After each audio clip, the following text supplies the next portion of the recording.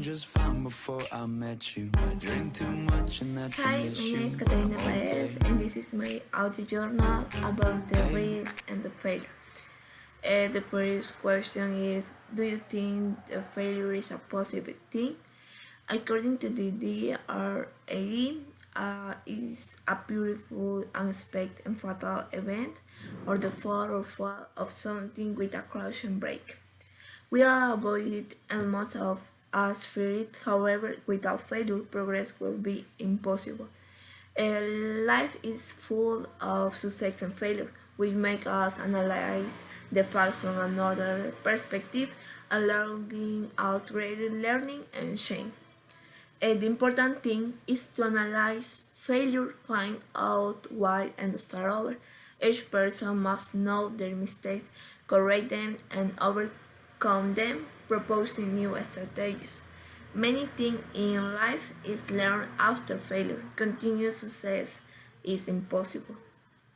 Also, knowing uh, whether it is positive or not depends on which side is taken. Signs of failure always help you to improve and to know in which you are failing, and in this way to get back on track and get it right. But there is another side when you know that you are going to fail. For example, in a test when not studying and you don't do anything about it. You cannot say that failure wasn't your fault, since you are solely responsible.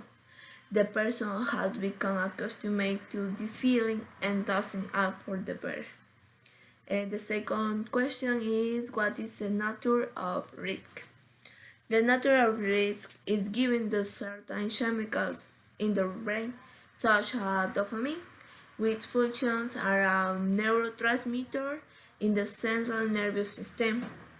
Especially the teenagers' passion for risk may be due to increase in dopamine during this time that make them erroneous in their expectations, tending to overestimate the possibility of positive results of their actions.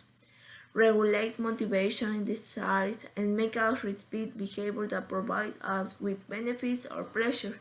It is relates both with pleasant and unpleasant stimuli, causing us to approach or get more or avoid them in the result is unpleasant.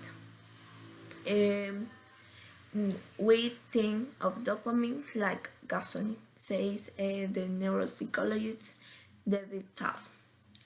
The next question is, how can failure be rewarded?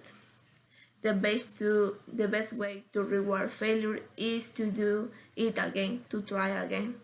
You should never stop doing you have already proposed. Failure is always around us. It is our choice, our obligation to overcome it and try again, to prove to yourself and to the world that you can achieve everything you have said to yourself. We must stop thinking about failure as something negative. Science is not. It is something that helps you to grow day by day. The last question is, how do you deal with fear?